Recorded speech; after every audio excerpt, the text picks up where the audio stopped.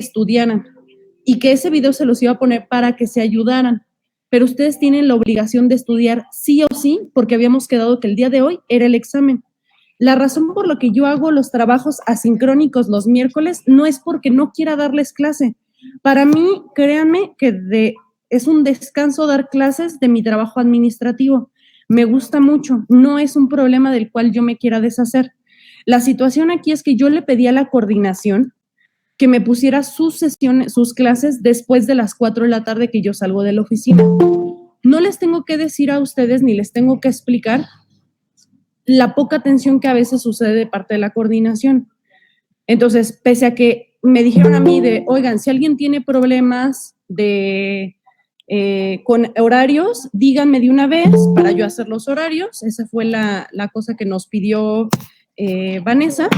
Y yo le dije con tiempo la situación que yo tenía y que por favor me pusieran las clases o antes de las 10 de la mañana que entro a clases, que yo no tengo ningún problema de dar clases desde las 7 de la mañana. De hecho, lo hago con arquitectura 2 días de la semana, doy de 7 a 9 de la mañana. Y con diseño doy de 8 a 10 de la mañana, entonces no tengo tampoco ningún problema. Y yo me vengo a la oficina o saliendo de la oficina, llego a mi casa y no hay absolutamente ningún problema fuera de esta circunstancia que sucedió con el internet. Desgraciadamente no se me hizo caso y me pusieron estos horarios. Entonces yo tengo que resolver con horarios que se me fueron impuestos, que se me complica mucho las cosas. Y la razón por la que hago yo las clases asincrónicas los miércoles es por estas circunstancias. Se pierden ahorita 20 minutos en lo que trato de conectar y ver si el internet y en cualquier momento se va a descomponer y ustedes lo vieron con Irving, que también estaba cortado las clases que les daba y todo lo demás. Entonces, la razón de por qué puse el examen el miércoles justamente tiene que ver con la situación y la complejidad que yo veo los miércoles. Y por eso es que las clases sincrónicas los doy los viernes.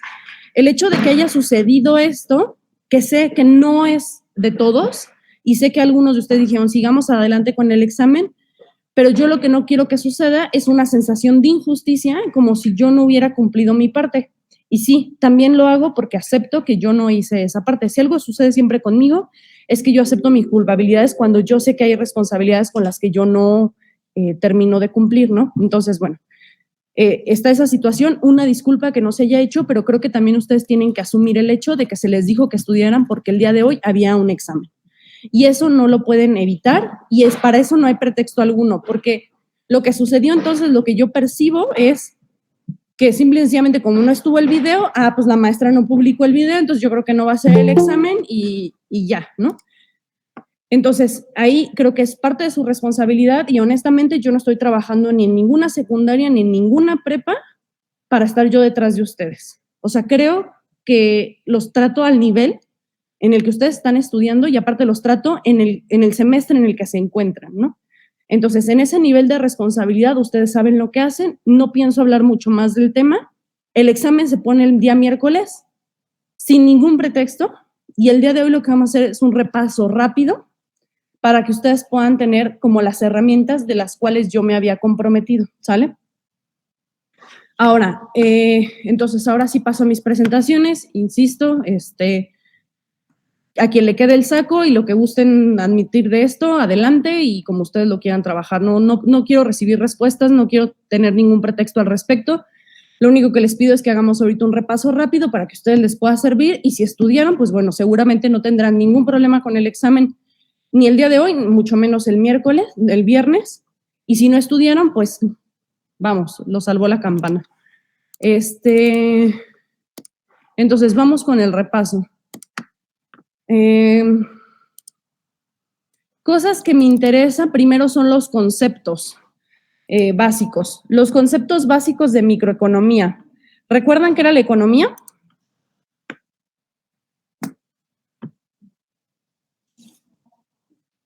Era más un factor de comportamiento y recuerdo que dijo que era el estudio de las opciones en condiciones de escasez. Perfecto. Ok, ¿qué es la escasez? Era la cantidad disponible de algo que no basta para satisfacer. Dice algo. Ok, gracias. Iris, los dos bienes más escasos.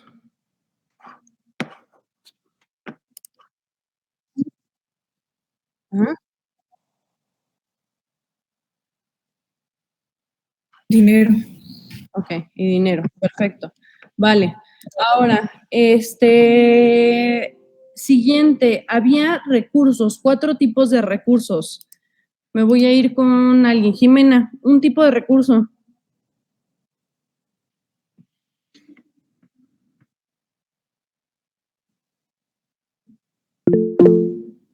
Claudia, por favor. ¿Capital? Capital. Había 2 tipos de capital, ¿me los puedes explicar? Sí, el capital físico son como aquellos que se utilizan para como producción, por ejemplo, un escritorio, una computadora, una oficina, y son como duraderos, o sea, no se gastan. Okay. Y el capital humano son como todas aquellas como aptitudes y como la experiencia, los conocimientos que tienen los trabajadores. Ok, perfecto. Diana, otro tipo de recurso. La mano de obra, que es básicamente el tiempo y esfuerzo que pues, se le pone para la producción de bienes y servicios. Ok, vale. Y Sergio, el último. Creo que también nos referíamos al tipo de recurso que era la maquinaria, ¿no? Nada más que no recuerdo el nombre. La maquinaria es el que ya dijo tu compañera, que es el capital físico. Capital físico son todos aquellos cosas que se ocupan para la producción de un algo, que son duraderos a más de un año, aún así ocupándose, y ese es el capital físico, es decir, que es tangible. Y el capital humano es aquel que, o sea, vamos, que en sí hay 3 tipos de capital, ¿no? El capital físico, que es la maquinaria, las computadoras, el mobiliario, transporte, coches, todo aquello que se ocupa para la producción de algo o para que una empresa o una organización funcione, que es tangible, es decir, que yo lo puedo tocar y que es duradero más de un año, ¿sale? Es el capital físico. De ahí está el capital intangible. Yo no lo he tocado porque no tiene tanto que ver con economía, sino con otras cosas, pero el capital intangible, por ejemplo, son las patentes u otro tipo de cosas de la empresa que son más asociadas al conocimiento. Y de ahí tenemos el capital humano, que son las personas, ¿sale? De ahí ya dijeron mano de obra, que recuerden mucho, mucho, mucho, por favor, la diferencia entre mano de obra y capital humano. Les tiene que quedar muy clara cuál es la diferencia. Segundo, me dijeron recurso, ¿cuál otro fue el que ya dijeron? Recurso natural, creo. Ese no lo habían dicho. Bueno, ok. Entonces, uno es mano de obra, segundo es capital con sus 2 vertientes, tercero, recursos naturales, y me falta uno. ¿Cuál es? Iniciativa empresarial. Iniciativa empresarial. ¿Qué es la iniciativa empresarial, Roberto? Es la capacidad y la disposición del individuo, ¿no? Para cambiar los, ¿cómo se llama?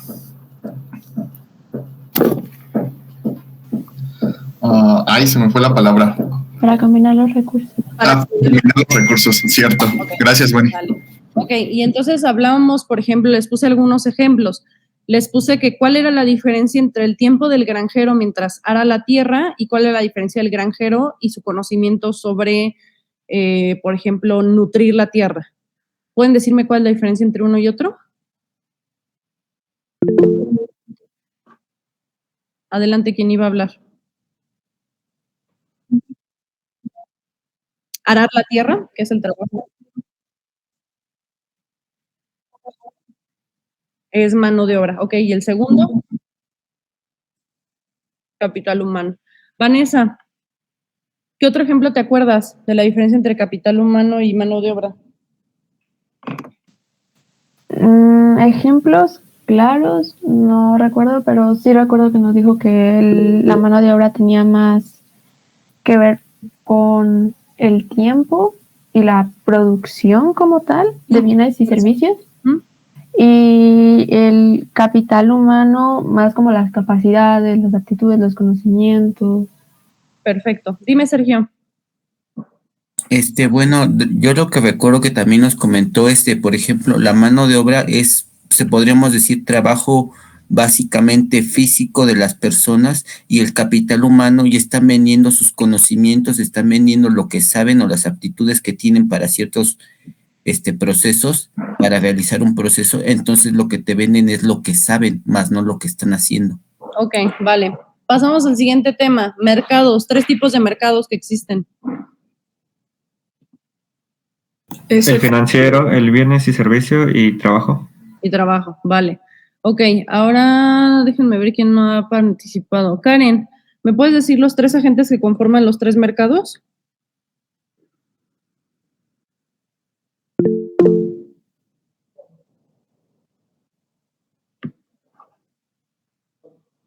Karen. Perdón, es que como está fallando mi internet un poquito. ¿Sí? A ver, dime. Era uno era de sociedad, otro era de empresas y el Estado. Ok, perfecto, gracias. De ahí, ¿me puede alguien explicar qué es el mercado de bienes y servicios? A ver, Ángel, que tenías la mano levantada. Son las organizaciones que proveen de una actividad con regularidad, y creo que esa es una característica importante, que se repite su servicio con regularidad. Ok, vale, se venden bienes y servicios, básicamente. De hecho, son el mercado que más conocemos, ¿sale? De ahí, Erika, ¿cuál es el mercado financiero?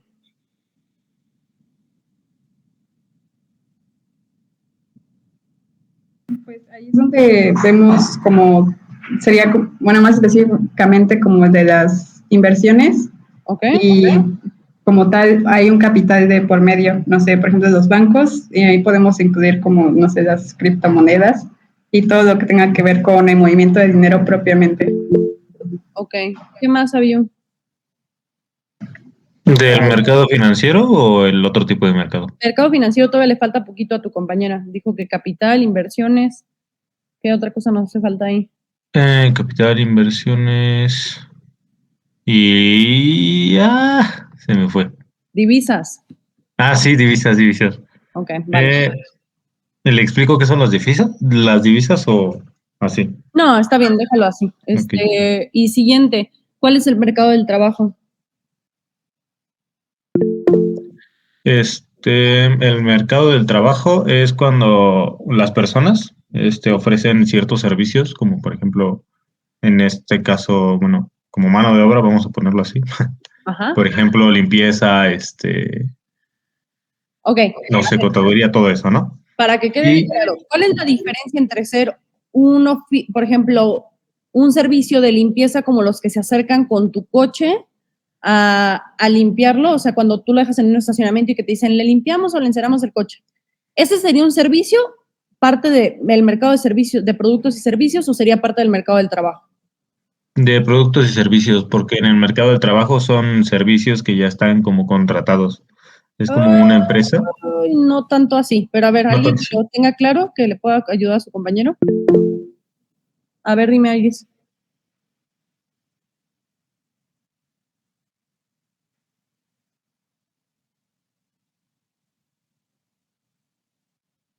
Ajá.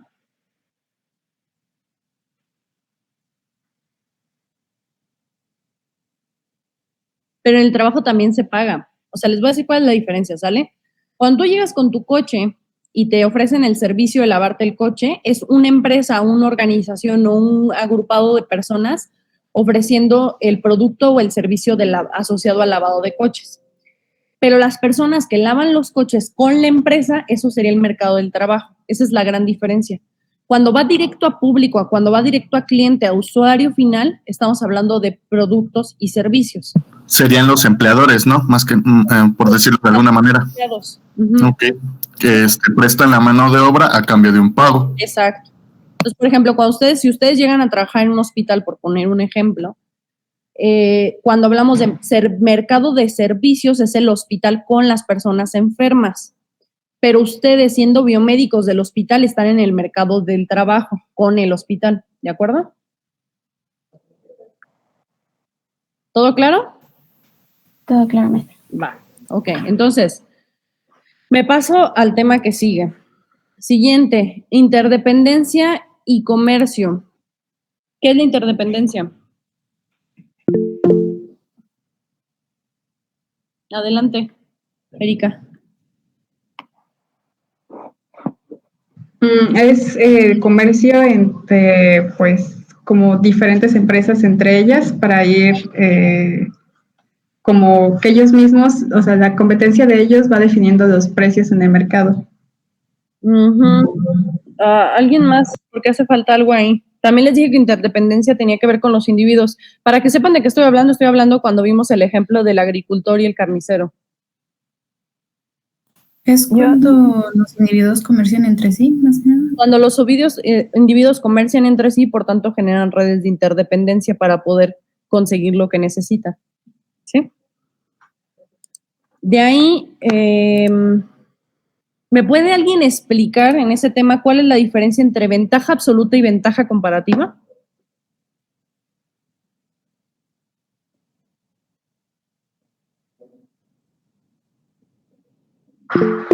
Por ejemplo, A ver, Diana, a ver.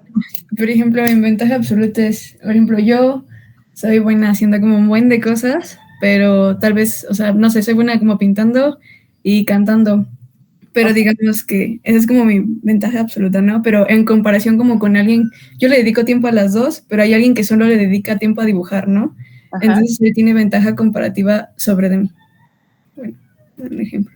Sí, ok, ese es un buen ejemplo. El otro que yo recuerdo que les ayudó a que les quedara claro, si se acuerdan, vimos que era viernes y cruzó y que uno, no recuerdo bien cómo era la proporción, pero uno hacía 2 peces y 30 cocos y el otro hacía 1 pez y 15 cocos, ¿no?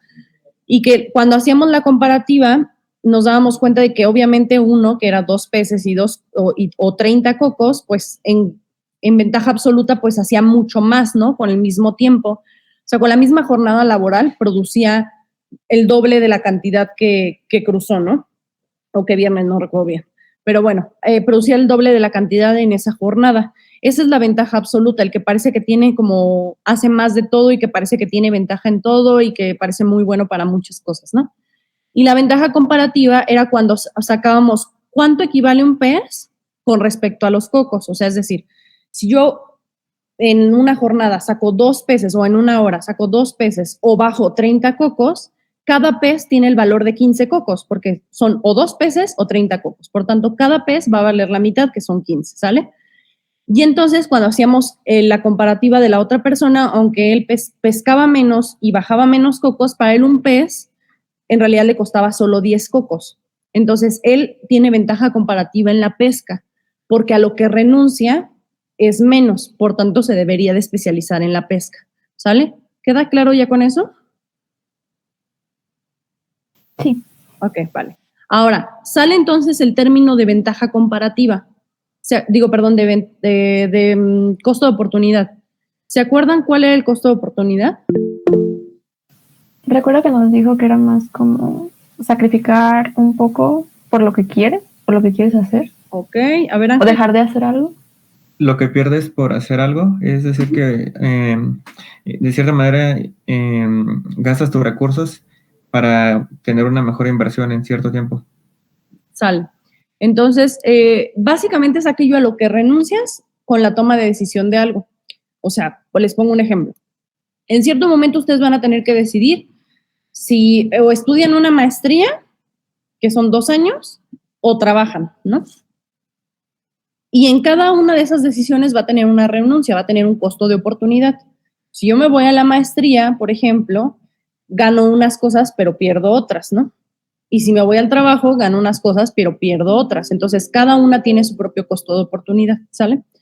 Y que yo les había hablado de que, por ejemplo, uno va a un restaurante, te llenas muchísimo y aún así viene el postre. Entonces, tienes 2 opciones.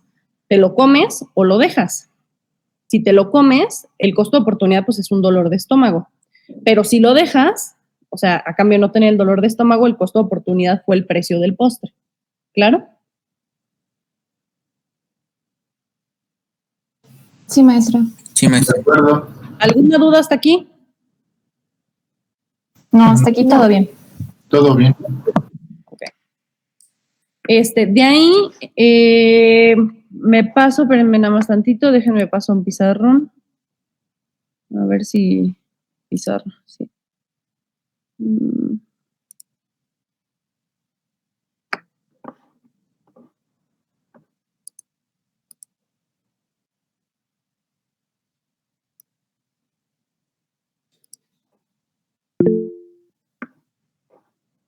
Ok, ¿se alcanza a ver el pizarrón o no?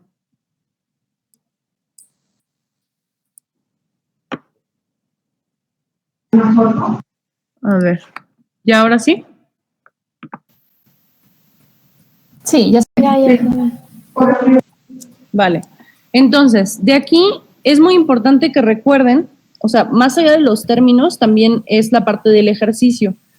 Recuerden que lo que se hacía era una frontera de posibilidades, donde yo graficaba en X la posibilidad 1 y en Y la posibilidad 2, es decir, cada una de las dos decisiones sobre las cuales voy a tomar mi jornada de trabajo. Recordar que lo que yo hago es generar estas dos líneas donde yo, por ejemplo, pongo la producción de carne con respecto a la producción de papa. Y lo único que hago es sacar en cada, digamos, como cada hora cuánto yo estaría produciendo. Entonces yo tendría como diferentes medidas hasta llegar a la producción total de 8, ¿no?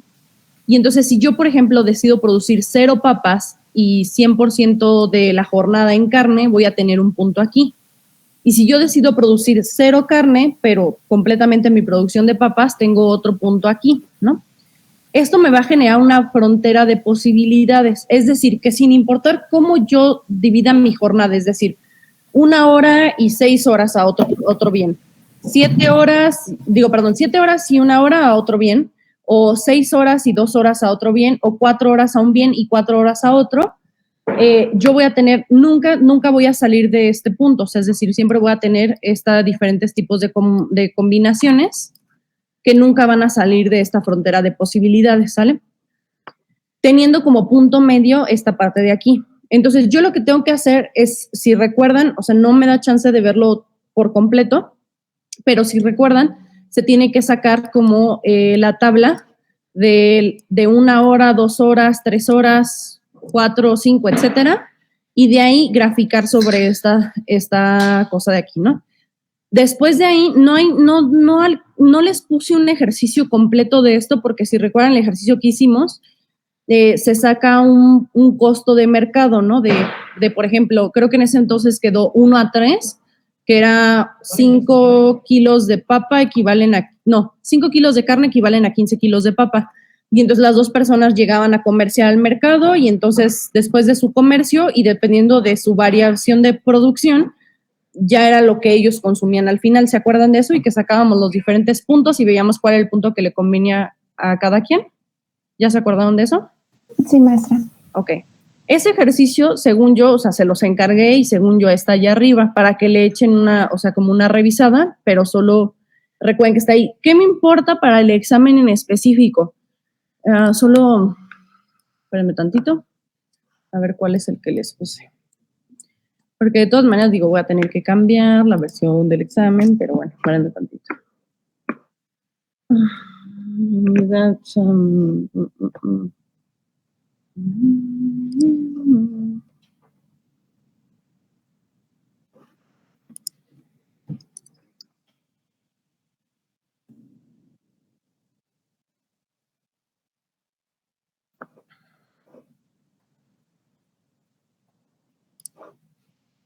Ok.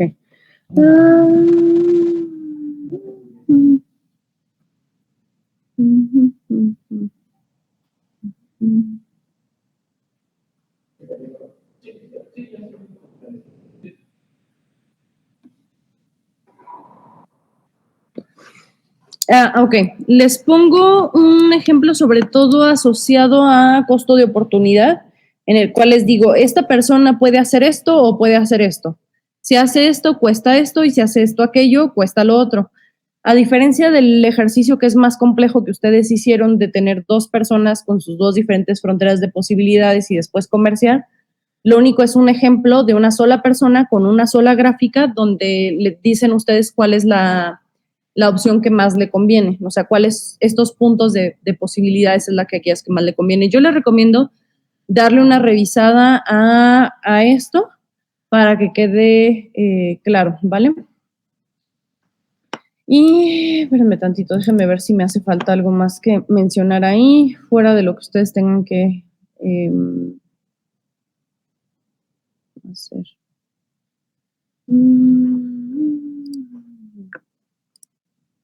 No, sí, básicamente nada más saber la diferencia entre ventaja absoluta, ventaja comparativa, costo de oportunidad y con respecto a costo de oportunidad, cuáles son las mejores decisiones, ¿sale? Y de todas maneras, digo, ahí están las presentaciones por cualquier cosa. Siguiente, de ahí me paso espérenme tantito, a teoría de oferta y demanda. Y entonces, les pregunto, nada más espérenme tantito, déjenme les comparto ahora esa ventana, esa pestaña.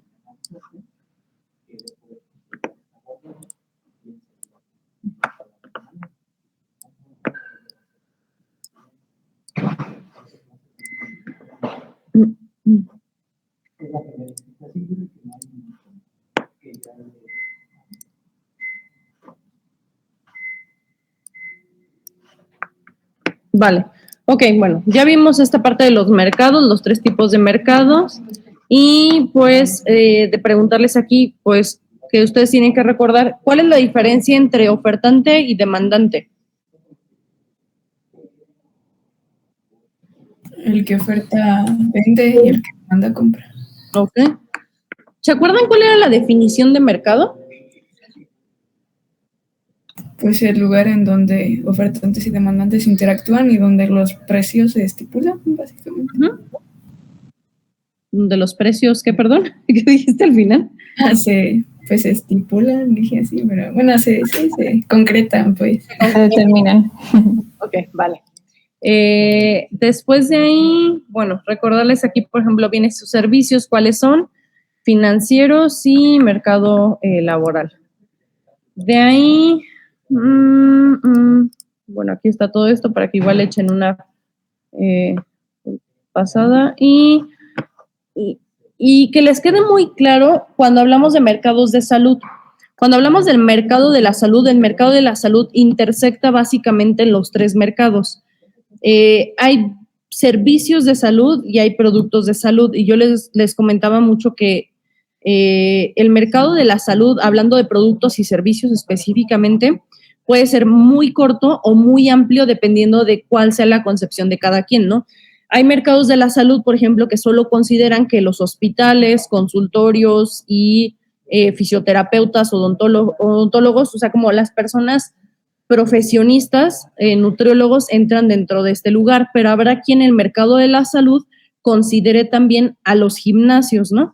O considere a lo mejor incluso a restaurantes que manejen cierto tipo de dieta, ¿no? Entonces, esta concepción de amplitud o reducción de ese mercado va a depender dependiendo de con la lupa con la que se mire, ¿no? Y adicional de productos y servicios asociados a la salud, también existe un mercado financiero asociado a la salud, que por ejemplo, el ejemplo que yo les puse fueron los seguros médicos, o por ejemplo, las participaciones de mercado en empresas que generan productos asociados a la salud, o incluso participaciones en hospitales privados. Y adicional tenemos también el mercado del trabajo asociado a los servicios de salud, ¿ok? De ahí, recordar que, ¿me recuerda alguien cómo se comportaba la curva de la demanda?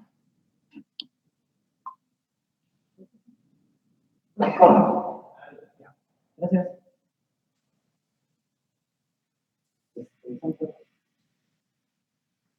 ¿Sí qué?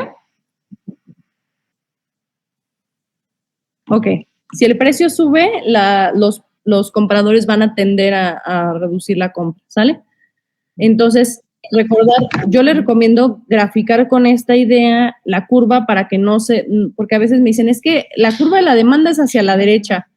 Pues sí, pero puede ser a la derecha, o sea, no es una manera de recordarla, es mejor recordar la curva de la demanda por esta situación. O sea, es decir, yo tengo el Q1, el Q2 o el Q3 y yo voy avanzando en el Q1, 2 y 3 dependiendo de cómo se avanza en el precio. Y entonces se van a ir, digamos, poniendo los diferentes puntos, graficándolos y solito les va a salir una curva similar a esta o con este tipo de comportamiento, ¿sale? Ahora, ¿alguien me recuerda cómo se comportaba la curva de la oferta?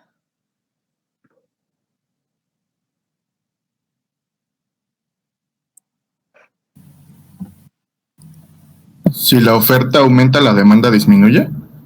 Si Ay, caray, no, ahí ya me estás confundiendo. No, sería si el precio aumenta, la cantidad aumenta, y si el precio disminuye, la cantidad disminuye. Ajá, o sea, Ok. sí, de acuerdo, porque recuerden que la diferencia radica entre si es barato, la gente va a querer comprar más, o si tienen la sensación de que es barato, la gente va a ir a comprar más. Pero los productores funcionan al contrario. Si los productores sienten que lo pueden vender más caro, es decir, que le van a ganar más, van a comportarse de tal modo que van a tener mayor producción disponible, ¿sale? Ahora, cuando esas dos curvas se encuentran en el sistema, donde tenemos en la Y precio y en la X cantidad, y esas dos curvas se encuentran, le llamamos nosotros punto de equilibrio. Es decir, los productores están dispuestos a vender esa cantidad de cosas a ese precio y los compradores están dispuestos a comprar esa cantidad de cosas a ese mismo precio, ¿sale? Entonces, los productos y servicios disponibles van a ser iguales a los productos y servicios comprados, ¿sale? ¿De acuerdo hasta ahí? ¿Hay alguna duda?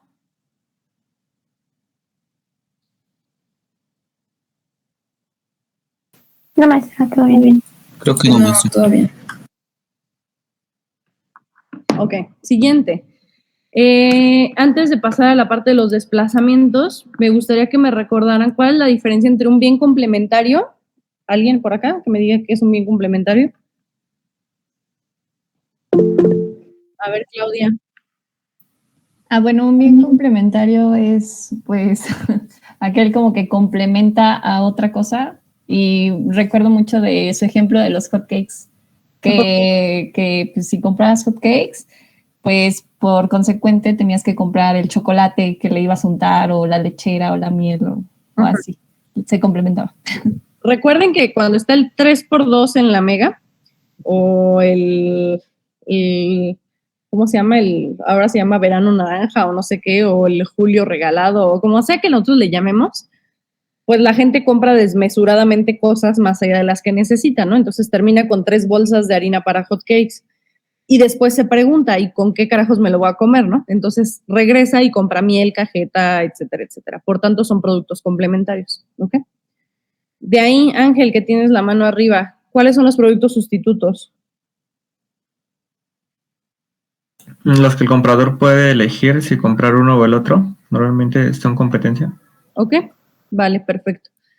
Recuerden, sobre todo en la parte de los sustitutos, que hay sustitutos directos y sustitutos más indirectos. O sea, lo que yo les decía es que normalmente nosotros pensamos, cuando decidimos ir a un bar, por ejemplo, vamos a pensar en el bar A o en el bar B y vamos a tomar decisiones de compra con respecto a esos dos espacios. Pero también hay sustitutos mucho más indirectos, que no necesariamente es bar A o bar B, sino muy probablemente el cine, ¿no? O ir a cenar, o ir a pasear al centro. O sea, para algunas personas a lo mejor es insustituible, ¿no? Esa salida al bar, pero para otras es simple y sencillamente salir. Y entonces las personas que generan una marca o que tienen una empresa o que tienen alguna cosa por el estilo tienen que considerar a sus competencias directas, pero también a sus competencias indirectas, porque finalmente son productos o servicios que son sustituibles los unos por los otros. ¿Vale? Dicho de paso eso, entonces, bueno, recordemos que la demanda y la oferta tienen desplazamientos. Más allá del punto de equilibrio, recuerden que hay desplazamientos que se dan, que no están asociados al precio, y se los vuelvo a recordar porque de todas maneras no falta la persona que llega y en el examen me dice, es que como cambió el precio, se desplazó la curva. Recuerden que no, que los cambios en precio solo son movimientos sobre la curva, no hay desplazamientos. Los desplazamientos de curva se dan porque hay cambios en las cantidades compradas. Entonces, recordar cuáles son los factores que afectan a cada caso. Si, por ejemplo, nosotros hablamos de por ejemplo, las empresas, a las empresas les afecta, recuerden las diferentes variables, cambios tecnológicos, esa es una, ¿no? Y si el cambio tecnológico es a favor, pues se desplaza de una manera, y si es en contra, se desplaza de otra. La siguiente, cambios, por ejemplo, en el precio del insumo, esos también le cambian, ¿sale? ¿Qué más cosas, qué más factores afectan a las ofertas? Como para que haya desplazamientos. Las tendencias, si es popular o no. Ajá, Dime, Ángel. Creo que el ingreso Hay productos mínimo. que sí solo duran como 3 meses. Ajá, ok, vale. Entonces, tendencias, precio del insumo o consumibles, cambios tecnológicos y recuerden precio esperado. Recuerden que precio esperado afecta a ambos. Que creo que el ejemplo que les puse era lo del pavo de Navidad, ¿no? Que hay cierto momento del año en el cual la gente dice, híjole, pues, como que si lo compro ahorita me va a salir más barato que si lo compro en diciembre. Y entonces ahí tienen la afectación del precio esperado, porque están esperando que el precio suba, por tanto van a aumentar la compra en este momento. Pero en el productor pasa al contrario, porque están esperando que en diciembre se venda más caro y que de todas maneras la gente de todas maneras va a comprar el pavo, o sea, o en octubre, en noviembre o en diciembre, ¿no? Y entonces, como saben que eso va a pasar, pues retienen la venta para poder vender los pavos congelados en diciembre. Entonces, recuerden que la afectación del precio esperado tiene que ver con las dos variables, tanto con la oferta como con la demanda, pero les afectan de manera distinta, ¿sale? Esos son los factores que afectan a la oferta. Ahora, ¿qué afecta? ¿Qué está pasando? Ay, espérenme tantito, ¿sale? Sí, háblale por favor a la maestra Juanita, dile que si pueden en media hora. Y bueno, de ahí a la demanda, ¿qué le afectan? ¿Qué le afecta? La tendencia, obviamente, ¿no? Si está en tendencia, perdón, es que había quedado en una cosa ahorita a la 1:30, pero bueno, ahorita lo tengo. A la demanda le afecta la tendencia, ¿no? Porque sin importar el precio, como está de tendencia, de todas maneras va a haber un desplazamiento en la Q y de todas maneras van a comprar, ¿no? ¿Qué más le afecta a la demanda? Los bienes complementarios y los sustitutos. Bienes complementarios y bienes sustitutos, ¿no? O sea, si por ejemplo yo decido que voy a hacer quesadillas, pero de pronto veo muy cara las tortillas de harina, pues muy probablemente también afecte al queso, ¿sí? Entonces, por eso es que esas empresas que son complementarias se comunican. Y si son sustitutos, caso contrario, o sea, si yo veo un sustituto muy barato, me voy a ir por el sustituto y por tanto va a afectar a la venta total del otro producto que inicialmente iba a comprar, ¿ok? ¿Qué más afecta ahí? El número de aumentares y las mejoras tecnológicas. Ah, caray, a ver, ¿cuál? Es que no escuché. Número de proveedores y mejoras tecnológicas. Ese es en oferentes, pero en demandantes. O sea, sí, pero ese es en oferantes y ahorita estamos en demandantes. En demandantes era productos sustitutos, productos complementarios, tendencia, ¿qué más, Ángel? Creo que ahora sí es el de ingreso per cápita, si subía o no. Sí, si el ingreso per cápita sube, o sea, sin importar si el precio sube o baja o se mantiene de los productos, la gente va a comprar más porque tiene más dinero disponible, ¿sale? De ahí, Claudia, ¿tenías otro o es el mismo? Pues, bueno, no sé si es el mismo, pero yo iba a comentar lo de los ingresos menos rentas y ahí entraba lo del poder de gasto también. Sí, justo es lo mismo. O sea, recuerden que estaba la parte del ingreso, que es o sea, normalmente cuando nosotros hablamos de ingreso, es una cantidad, recuerden que siempre cuando hablamos per cápita es como dividido entre las personas. Entonces, en este caso, por ejemplo, hablamos de ingreso menos rentas, que en este caso son rentas o obligaciones económicas, queda el gasto disponible, ¿no? O el poder de gasto. Por eso es que algunas personas, o sea, un poco, el de Ángel es el mismo que el tuyo, solo visto de manera diferente. Ángel lo está viendo desde el ingreso sin las rentas y tú lo estás viendo desde el poder de gasto, pero muy probablemente si el poder de gasto subió, quiere decir que es porque o el ingreso per cápita subió o porque las rentas bajaron, pero son ejemplos hilados, ¿sí? Sí, okay. Sí, maestra, gracias. Vale, entonces, y me queda uno pendiente, que eso tiene que ver, que les dije que era meramente simple estadística, o sea, y afecta a ambos. o sea, en demanda sí aumenta la cantidad de familias o de personas en una zona, que era mera estadística, o sea, se compra más simplemente porque hay más gente. Y en demanda, eso en demanda, y en oferta afecta si suben en la cantidad de empresas, simple y sencillamente por mera estadística, o sea, en vez de que haya 10 empresas que producen ese producto, habrá 15 empresas que producen ese producto, ¿sí? ¿Hasta aquí todo claro? ¿Todo bien?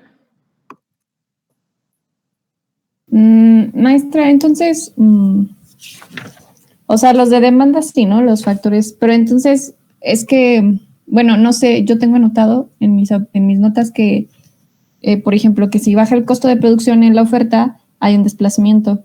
Y si aumenta el costo de la producción, sí. O bueno, más bien, sí. El primero es a la derecha y el segundo es a la izquierda. Sí, solo recuerden, a ver, déjame, busco una curva de, pues es esta, una curva de oferta. Recuerden que la oferta, o sea, por ejemplo, si aquí dice, baja el coste de producción, va a haber un desplazamiento a la derecha. Ese bajo de producción puede ser por una mejora tecnológica, es decir, arriba la tecnología o mayor tecnología, o porque los insumos bajaron. Cualquiera de las dos cosas, ya sea que aumente la tecnología o que baje el costo de los insumos, lo que va a suceder es que voy a tener costos menores de producción. Entonces, si recuerdan ustedes lo que vimos de costos, lo que sucede es que yo tengo costos fijos y variables. Después de que los pago, le pongo la ganancia y entonces ese es el precio al público. Entonces, yo al precio de público, después de que lo vendo todo, le quito todos mis costos y con eso me queda la ganancia, como sea que lo quieran ver con la lógica, decir, costos más ganancia es igual al precio al público o precio al público menos mis costos me da mi ganancia, ¿no? La cosa aquí es que imagínense ustedes que ustedes tienen una pieza que se produce a 2 pesos y se vende a 5, sus ganancias son de 3, ¿sale? ¿Qué sucede si mis costos bajan a 1 peso?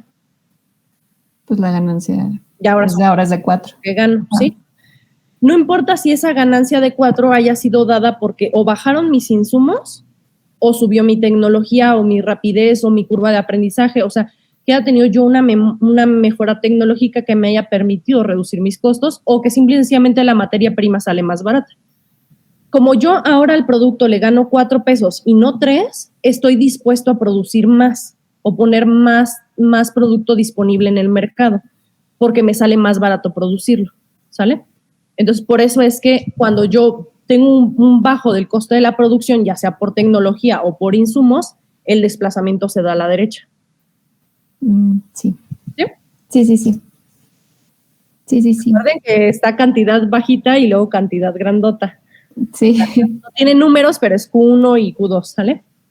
Sí, maestra, gracias. ¿Alguna duda más? Hace un momento mencionó, cuando estábamos hablando de la oferta, dijo que el precio esperado era algo que afectaba a ambos. Sí, el precio esperado es básicamente, así es que no sé cómo explicarlo más, pero el precio es el precio que se espera a futuro, ¿no? Entonces, todos nosotros sabemos que en julio estamos esperando las ofertas y todos nosotros sabemos, por ejemplo, en Estados Unidos todo el mundo sabe que en noviembre viene Black Friday, entonces están esperando precios bajos. Todo el mundo sabe que en diciembre lo que tiene que ver con chocolate, carne, manzana, nueces va a subir de precio, ¿sale? Porque estás asociado a eso, ¿no?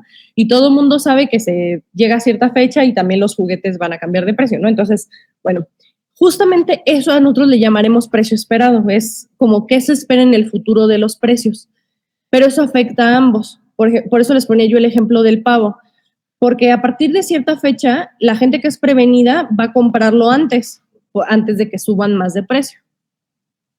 Y entonces va a haber más gente dispuesta a comprar pavos en cierto momento, ¿no? O sea, si digamos, no sé, en el mercado se venden 2 pavos en febrero, 2 en marzo, por la razón que sea, o sea, porque de todas maneras hay gente que quiere cocinar pavos en cierto punto de la vida, pero a lo mejor en octubre, en noviembre, que ya están cercanos a diciembre y que la demanda sabe que tiene un precio esperado alto, lo que hace es aumentar la compra antes de que suba de precio.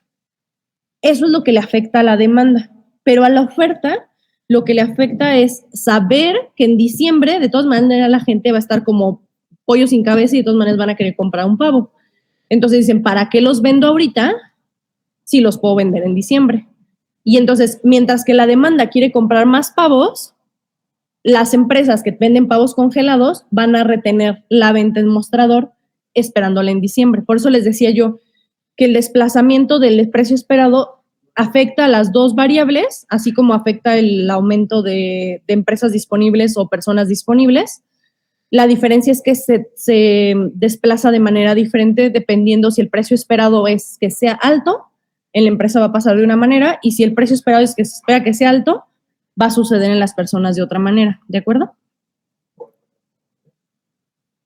De acuerdo, maestra. Gracias. Mi recomendación es graficarlo, o sea, no hay otra manera, porque, o sea, ahorita lo estoy diciendo como al aire, pero lo que conviene es que lo grafiquen. O sea, que ustedes pongan el ejemplo donde digan, a ver, esta es mi curva, ¿no? ¿Qué pasa si, por ejemplo, bueno, ahorita que voy a aprovechar una que está aquí de oferta. ¿Qué pasa si, les pongo un ejemplo aquí? A ver, ya se viene las ofertas, ¿no? De julio. ¿Qué van a querer las empresas siendo junio? O sea, ya viene la liquidación, ya casi voy a tener que regalar todo. ¿Qué creen que suceda con las empresas en junio? ¿Que ellos quieren que bajen precios? ¿Ellos quieren que, perdón? Sacar mercancía en ese. Quieren sacar la mercancía antes de que se devalúe por completo. Entonces, lo que hacen es aumentar a lo mejor los anuncios en redes o, no sé, hacen algunas cosas para incentivar la compra en esos meses. Por tanto, van a tratar de tener mayor cantidad de producto disponible, es decir, va a haber un desplazamiento a la derecha. Dime, Rodrigo. Bueno, complementando lo que dijo, tengo entendido que en esas temporadas lo que hacen las compañías es retienen productos nuevos, mantienen lo más que puedan ya sus productos viejos y sí, como dicen, empiezan a bombardear con mucha propaganda a tal grado de que ya lo poquito que quede rezagado, pues prácticamente ya lo están regalando. Exacto, ¿sale? Entonces, realmente por eso habría un desplazamiento a la derecha, porque yo estoy esperando que mis precios bajen, por eso quiero aumentar los productos disponibles al público en este momento. Caso contrario, díganme ustedes qué pasa con la demanda. Si es junio, y ya sé que en diciembre, digo que en julio ya vienen las ofertas. ¿Se espera para comprar? Se esperan para comprarlo. Por tanto, en cambio, en la curva de la demanda va a haber un desplazamiento a la izquierda. ¿Sale? Porque la cantidad de lo que estoy dispuesto a comprar en este momento no es tanta porque está a punto de subir el precio. ¿Queda claro? ¿Todo bien? Está bien. Sí, maestra. Espero que no se les está haciendo tan difícil de digerir todo de nuevo, pero bueno. De ahí, bueno, ¿qué me interesa sobre todo en el ejercicio que les pongo en el examen?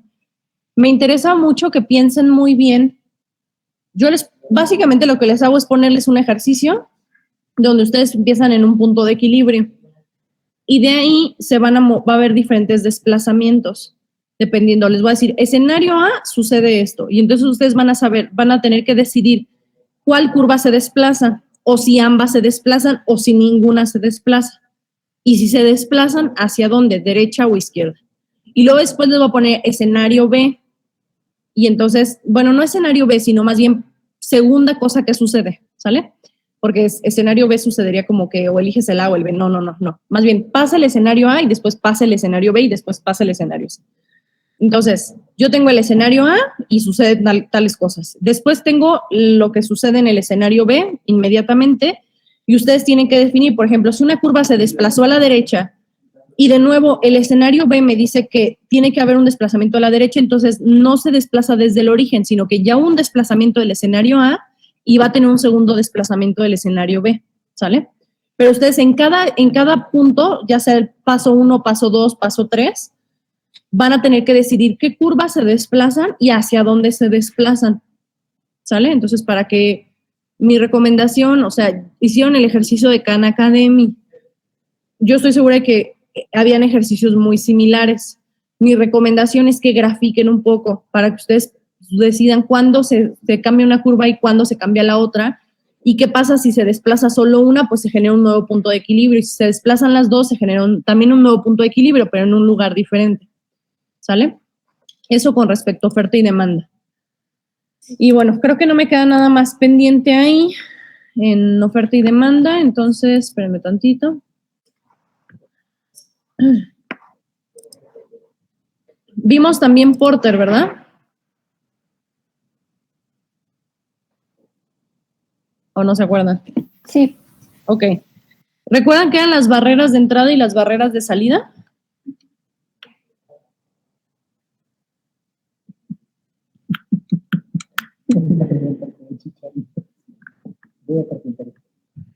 ¿Sale? Barreras de entrada a un mercado. Solo recuerdo las de salida. De entrada podría ser como la alta competencia, que ya esté un sector bien diferenciado. Ok. Nada más recuerden, bueno, se los voy a poner acá. Les voy a compartir la presentación. Permítanme un segundito.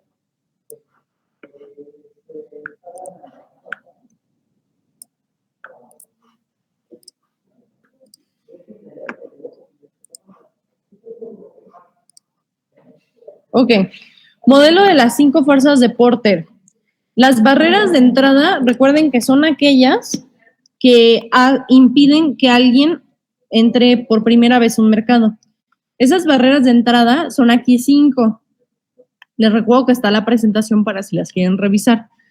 Pero entre algunas de ellas tenemos barreras de carácter legal. Por ejemplo, no es lo mismo decidir entrar a un mercado a hacer gorditas y tacos de guiso que decidir hacer aparatos biomédicos. Porque los aparatos biomédicos tienen que cumplir con ciertas normativas y con COFEPRIS y tener pruebas clínicas, etcétera, etcétera. ¿Sale? No es lo mismo tratar de entrar a un mercado, por ejemplo, de remodelación de interiores que entrar a un mercado de construcción, ¿no? Los permisos son distintos. Entonces, las barreras de carácter legal son una barrera de entrada. Siguiente, barreras económicas.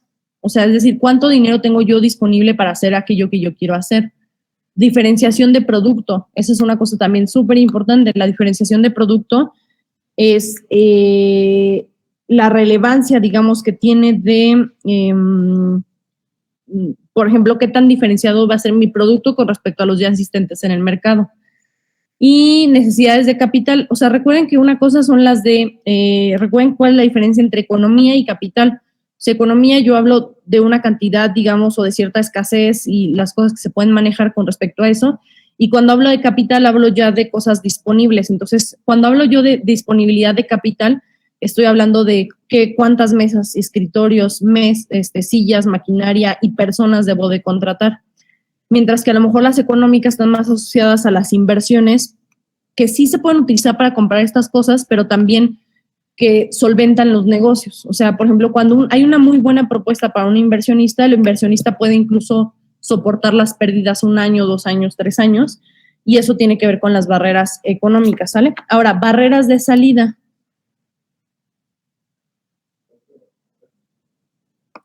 Barreras de salida son aquellas que impiden que una empresa u organización se salga del rubro en el que se maneja y ya deje de vender, o sea, es decir, se declare en bancarrota o cierre o lo que sea. Una barrera inicial son los activos fijos de la empresa. De nuevo, no es lo mismo vender una mesa, un escritorio, una computadora que vender un reactor nuclear, ¿no? Entonces, los activos fijos, y dependiendo de la especialización del activo fijo, también va a ser una barrera más pequeña o más grande para salirse de ese mercado. Siguiente, compromisos contractuales o licitaciones. Hay veces que sale más caro por ejemplo, la penalización por el incumplimiento de cierto contrato que seguir produciendo a números negativos. O sea, porque puede ser que a lo mejor esos números negativos sean menores que la demanda que me van a hacer, ¿no? Entonces, hay veces en las que yo puedo cerrar la empresa hasta después de esas contrataciones o licitaciones. Regulaciones laborales. Sí se ven, o sea, por ejemplo, hay empresas que no pueden cerrar porque tienen sindicatos muy fuertes, ¿no? Y entonces no es tan fácil nada más decir, ay, ya me voy y ya. Pero también, por ejemplo, cuando hablamos de sistemas económicos comunistas, pues no pueden cerrar porque sí, porque estamos hablando de comunismo, socialismo, y entonces las empresas son de todos, ¿no? Entonces, esas regulaciones laborales pues son todavía más claras o más estrictas, ¿no? Restricciones sociales o gubernamentales. Entonces, bueno, también ahí a lo mejor no hay un caso que yo les pueda explicar específicamente, que se me venga a la cabeza ahorita en México en este momento, y seguramente sí les dije alguno, pero ahorita no me recuerdo, pero restricciones sociales o gubernamentales son aquellas que la sociedad o que el gobierno me impone y que por tanto no me puedo salir de ese mercado en el cual estoy trabajando, ¿sale? De ahí, fuera de las barreras de entrada y de salida, están las 5 fuerzas de Porter, que recuerden que esas también identificaban qué tan difícil iba a ser o cómo funciona un mercado, qué tan difícil es. 1, nuevos entrantes. ¿Hay muchos o hay pocos? 2, proveedores, es decir, la capacidad que tienen los proveedores de poner en estrés un negocio. Sobre todo, yo me acuerdo que les dije que si había proveedores muy especializados o difíciles de encontrar, o los únicos proveedores que existen, tienen mayor capacidad de poner en estrés el negocio que si existen muchos proveedores de esa cosa, ¿no? Segundo, los clientes. Y recuerden que yo les dije que puede ser que el proveedor se convierta en mi competencia o que puede ser que también el cliente, si ve mi negocio muy sencillo, se convierta también en mi competencia. De ahí productos sustitutos, porque pues bueno, sean aquellos que me sustituyen y por tanto es una competencia directa o indirecta. Y 5 sería la rivalidad de la industria, ¿no? Es decir, qué tan sanguinaria es la industria y qué tan competida es, ¿vale? De nuevo, les recuerdo, échenle una revisada, por favor. ¿Qué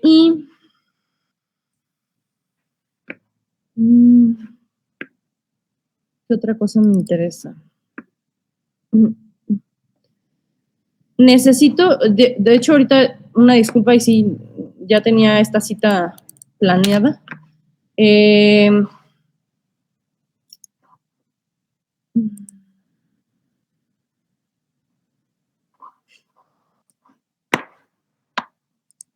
Yo tenía esta cita planeada, pero voy a hacer un repaso rápido, ¿sale? Recuerden que lo primero que nos interesa aquí es el interés simple, ¿sale? El interés simple es un interés que no se junta con ningún otro y que solo se genera en cada uno de los periodos. Entonces, por ejemplo, si yo estoy hablando aquí de que alguien ingresó un dinero y creo que aquí, espérenme, el interés es del 5% nominal anual, entonces yo tengo 4 años. Lo único que va a suceder es que yo voy a sacar el 6% de la cantidad o del capital que ingresé en la cuenta y entonces ese capital se va como a guardar, pero no se suma a la al capital inicial. Simple y sencillamente yo tengo 120 de interés generado en el año 1, 120 en el año 2, 120 en el año 3, 120 en el año 4. Y al final de esos 4 años, lo único que voy a tener yo es mi capital más todos los intereses generados en cada uno de los periodos. Pero no se suman. Ese es el interés simple. ¿Lo recuerdan?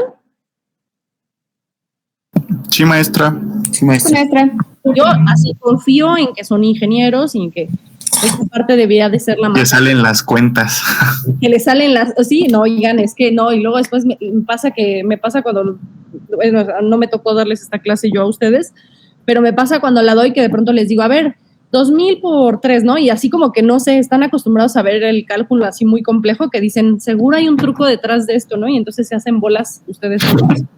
No se preocupe, yo todavía sumo 2 más 2 en la calculadora por cualquiera.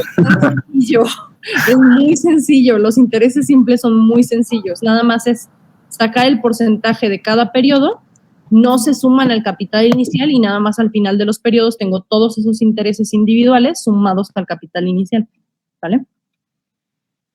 Ahora, el capital, o sea, el interés compuesto ahí sí es un problema. Y ahora recordarles que el interés compuesto es el que en realidad funciona en la vida real, ¿no? El interés compuesto es aquel que una vez que se genera el interés del primer periodo, ese interés se va a sumar al periodo anterior. Aquí, por ejemplo, yo, por ejemplo, tengo una cuenta, un capital inicial de 2,400 al 5% de interés. Eso me genera un interés de 120 pesos. Pero yo entonces inicio el segundo periodo no con 2,400, como sería en el interés simple, sino tengo 2,400 más los 120 de interés. Y entonces el interés de ese periodo, que sigue siendo una tasa del 5%, en realidad va a ser sobre 2,520, ¿sale? Recordar que, por ejemplo, en este caso yo estoy hablando de intereses a favor, pero recordar que esto también juega en contra cuando hablamos de deudas, ¿no? O sea, no es lo mismo, y creo que eso se los explicó muy bien Irving, o sea, que no es lo mismo, por ejemplo, hablar del, cuando tú tienes una tarjeta de crédito, donde te ponen 2 pagos, el pago mínimo para no generar intereses y por otro, el pago mínimo, ¿no? O sea, más bien el pago mínimo y el pago para no generar intereses. El pago mínimo simple y sencillamente sirve para que no te consideren un cliente moroso, es decir, estás pagando, estás cumpliendo con tus obligaciones. Pero no estás reduciendo el capital y el capital sigue aumentando, así que tus intereses van creciendo. Sí, quedó claro. No reduces justamente ese capital, entonces los intereses siguen creciendo. Eso es muy importante que lo sepan, porque de verdad yo les puedo hablar de 3, 4 casos de gente que de pronto, o sea, era un pago chiquitito y se me hizo muy fácil, o sea, porque de pronto es muy cómodo decir, bueno, mi sueldo alcanza para esto poquito, ¿no?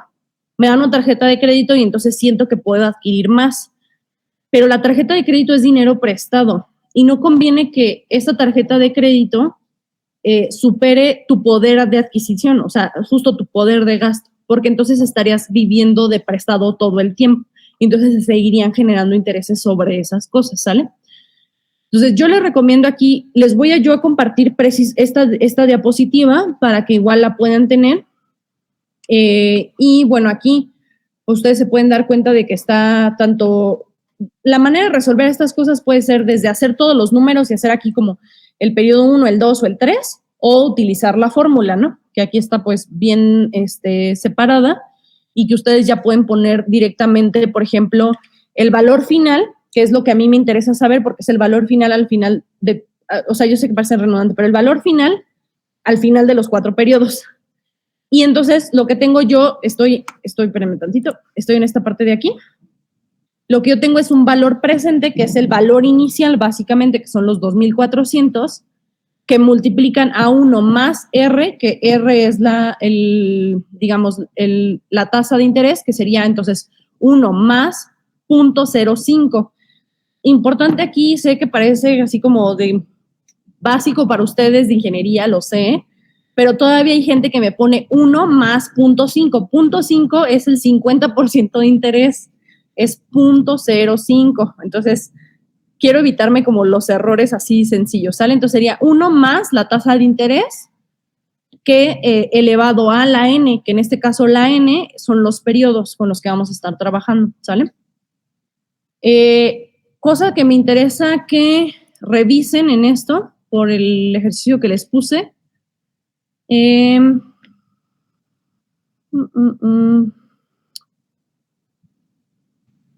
Por ejemplo, ejemplos.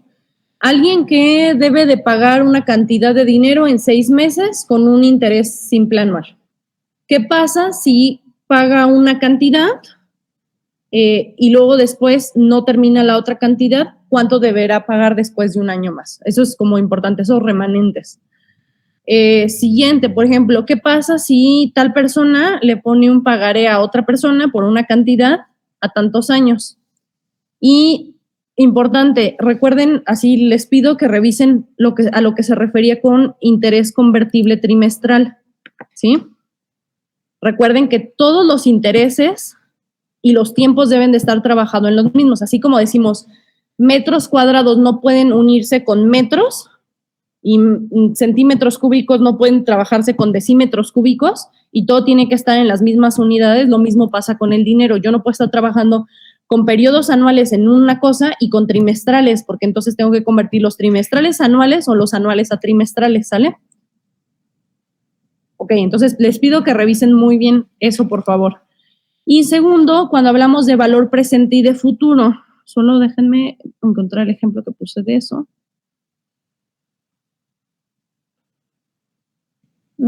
Por ejemplo, ¿qué suma de dinero debo invertir si en tanta cantidad de años quiero disponer de tal cosa? O sea, les puse un ejemplo en el cual les digo, ¿cuánto dinero debo de invertir si en 3 años disponibles quiero tener tanta cantidad? Entonces ahí hay que hacer un despeje de la fórmula, ¿ok? Para que saquen el interés, bueno, dependiendo del ejemplo, pero hay uno donde deben de sacar el interés y tienen que despejar la fórmula, y por el otro en el cual si yo quiero tener cierta cantidad de tiempo después de 3 años o de 4 o de 5, ¿cuánto debo de invertir en este momento? Entonces eso es valor presente y futuro, ¿sale? Básicamente, déjenme revisar que todo esté bien. Sí, tengo un ejercicio de costo de oportunidad, tengo un ejercicio de desplazamientos de curvas de oferta y de demanda, tengo un ejercicio de ventaja absoluta y ventaja comparativa, tengo un ejercicio de mercado y tengo 1, 2, 3, 4 de intereses de simple, de interés compuesto, de interés trimestral convertible y de valor presente y futuro.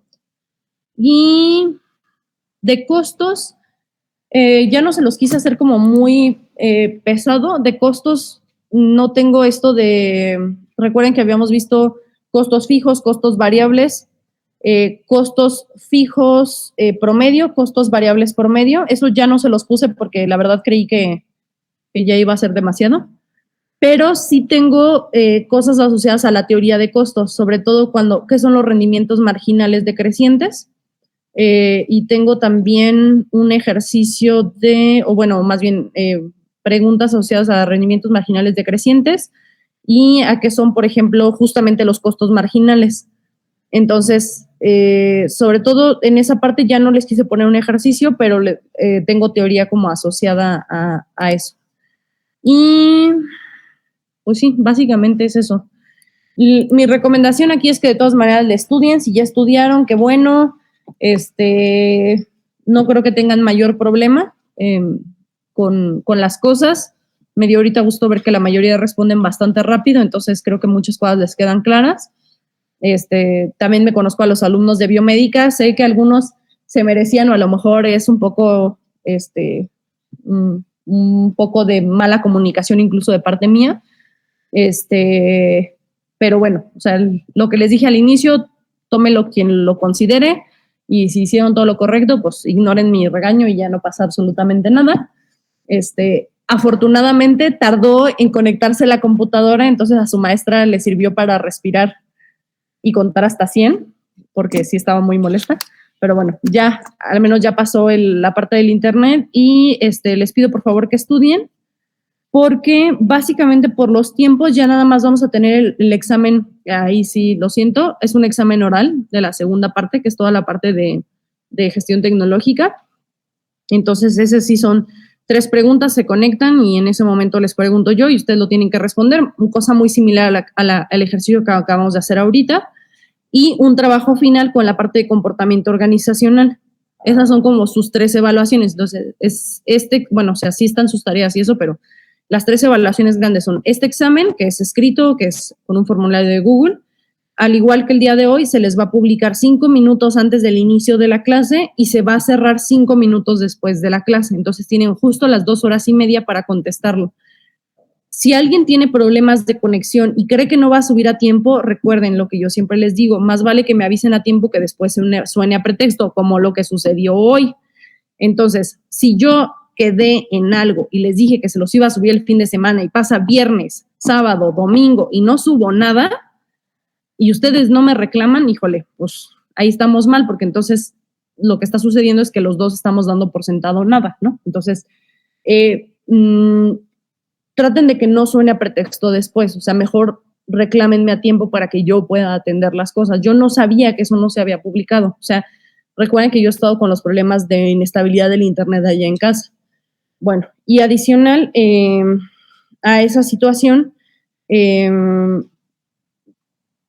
si tienen algún problema con el internet o algo está sucediendo con su computadora y ven que no, avísenme a tiempo para que yo pueda o reprogramar o recibirles después o habilitar un poquito más de tiempo la entrada de las respuestas, ¿sale? Pero si nadie me avisa nada y yo voy a dar por sentado y a esa hora cierro yo el examen y lo que llegó, llegó y lo que no, lo siento, ¿sale? Y pues bueno, entonces el viernes no los veo hasta el siguiente miércoles. Me cambié de computadora a la computadora de mi jefa porque esta está conectada a Ethernet, entonces esperemos que así como el día de hoy estuvo bien el internet con Ethernet, lo esté el siguiente miércoles para que podamos continuar con la clase, ¿vale? De acuerdo, maestra, todo bien. Maestra. Disculpe, ¿esta presentación nos la podría compartir? ¿Esta específicamente? Sí, ahorita se las... Órale, pues chicos, los dejo porque también tenía una videoconferencia planeada. Sí, maestra, no se preocupe. Disculpe, maestra, al final no entendí. Lo de costos que nos dijo de teoría, ¿ahora sí va a venir o se va a mantener igual? No, sí viene. Ah, ok. ¿Pero la pura teoría dijo? Sí, no viene un ejercicio. O sea, mi intención era subirles un Excel y que hicieran las tablas en el Excel, pero también sentía yo que no les iba a dar el tiempo para eso. Entonces, se las perdoné. Pongo teoría sobre todo como qué son los rendimientos marginales decrecientes, todo esto que vimos de la mano de obra, de que es que si no cambias un insumo y sigues añadiendo más del otro, vas a tener rendimientos marginales, lo que les expliqué del lavado de coches y de las cajas del cine y eso. Y viene también como esta cosa de qué es un costo marginal, por ejemplo, o qué es, por ejemplo, ¿por qué me interesan los costos promedios, los costos variables promedios, o los fijos promedios, o los totales promedios? ¿Sale? Ok, gracias. Si revisan el Classroom y hay una presentación que me haga falta, mándenme mensaje, por favor. Yo no tengo ningún problema con que me reclamen, con que me digan que algo no estoy haciendo, esa es mi obligación, pero necesito que me avisen, ¿sale? Sí, maestra. Sí, maestra, de acuerdo. Muchas gracias. Nos vemos, chicos. Bye, maestra. Gracias, maestra. Hasta luego.